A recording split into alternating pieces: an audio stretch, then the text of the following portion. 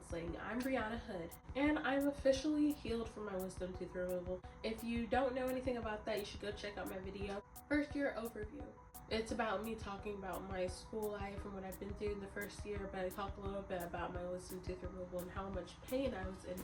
And a lot of the video is just me going, talking like this, but I was trying to post for you guys as much as I could. So today we're gonna go over 5 self-care techniques. Self-care is about gifting yourself with people, places, things, events, and opportunities that help your overall mental well-being. They help recharge your battery as well. And they're promoting the whole health, that being the body, mind, and spirit. First up, we have an old activity that we all used to do when we were in elementary school. Think about when you had some downtime in the classroom, where you came home after school and you didn't really have any homework to do.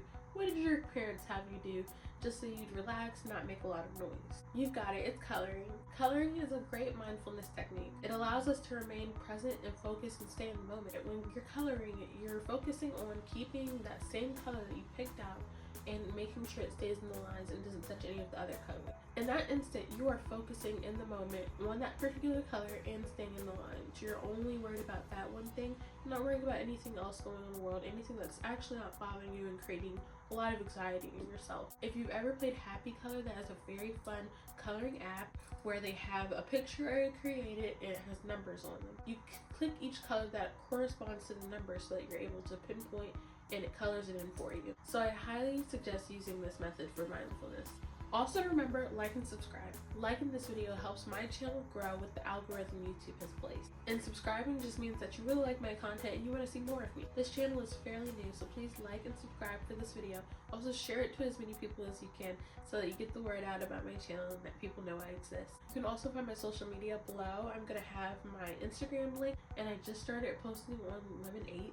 I love that app. I'm pretty much obsessed with it. It's the main app I use right now. Anyway, let's get back to the self-care. So one of my friends just turned 25 this month, and I just turned 25 back in September. You've probably heard this thing going around about your prefrontal cortex developing when you turn 25. They were not lying, it's really true. Your prefrontal cortex, everything about your mind changes when you turn 25. So a few days ago, she was talking about the realizations she's made, and I made the same realizations a few weeks after I turned 25 as well. And I noticed a similar pattern across different people, but it's really great that I'm able to see it from her lens, from a friend's perspective, rather than just seeing it myself. She said something really interesting that I had never heard verbalized out loud. She said, you know who you want to be, you know how to do that. Why are you surrounding yourself with things that aren't aligned with that? I say that to say this. Change what you allow in your life. You might want to try new music. You might want to stop using certain social media apps. I'm trying to wean myself off of TikTok and gravitate towards really only using the Lemonade app because it's a little bit more positive on there. There's negatives and positives on every single app. That's just a given. That's how life is. We have negative and positive things in our life. So it's the same thing on social media. And there's a lot more positive things I'll see in people's stories on Instagram, or I'll see individual pages on Twitter, but still in the same sense, I do see negativity on those apps. So I try to, if I can, I'll scroll past it so I don't see it anymore. You can also try following a bunch of different content creators that are more aligned with things that you want to do.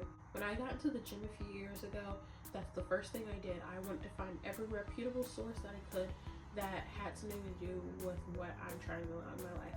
This year, for example, I'm trying to allow Christ in my life a lot more, so I started following more content creators that talk about Christ. You can also try a club or an activity near you.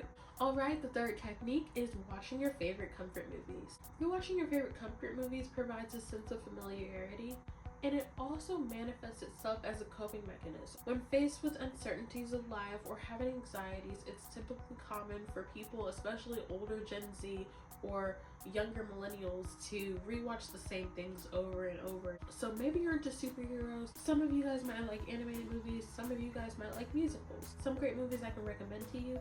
Easy A, for example, like I just watched today. Clueless, great movie, love Cher, and then Everybody Loves Mean Girls. If you want to watch some animated movies, my favorites are Home, Mr. Peabody and Sherman, Lilo Stitch, Ratatouille, things like that. Whatever works for you, think about the movies that make you feel good. Another great self-care technique is at-home karaoke. I swear by this. Me and my friends, we used to always do at-home karaoke after school. We'd stay late at one of our friends' house and we'll do like round robin, different genres of songs. We'd have musical songs, pop songs, rap songs. It wasn't a competition or anything. We were just singing and having a good time. So get yourself some friends and perform for each other. And just like a Roman, you were too shy, but you weren't the only cause, so was I. Yeah. Greetings, loved ones. I know a place. What? It's gonna be so fun. So the last self-care technique I wanted to tell you guys about is reading. I love to read. My favorite quote from Eddie Griffin is, "Reading is fundamental. Reading is fun to mental." I don't know if this is in every state, but I know in the state of Virginia, we had accelerated reading, and we had AR tests, and we used to get candy and prizes for how many books we could read. Sometime in middle school or high school, we kind of get lost and off track of that. Right now, I'm reading Everything I Never Told You by Celeste. This is a really good book. So the only things I will tell you, there is a girl named Lydia. She's dead.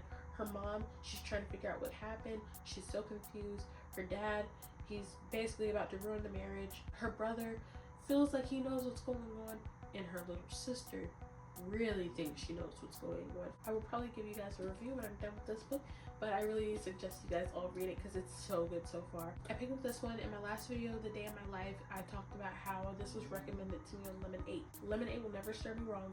I cannot put this down. I physically have to close the book and force myself to put this down when I have other things to do. And that is all I have for today. I hope you guys all try out these techniques that I have listed for you, and I hope you also have a great one. See you guys next time, and remember, Brianna takes care.